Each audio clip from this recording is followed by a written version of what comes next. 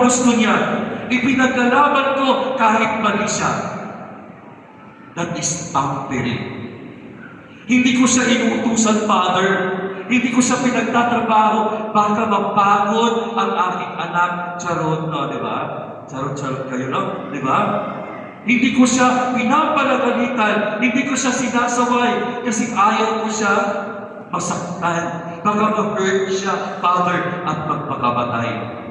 Ang ibang mga nanay, ang pagmamahal, sila na ang umako ng lahat-lahat. Assignment. Totoo hindi. Totoo. Totoo hindi. Totoo. Tama po ba yan? Alam niyo mga kapatid, parents and God understand this. Tandaan ito, a bit of offering is too much of it is already harmful to your children.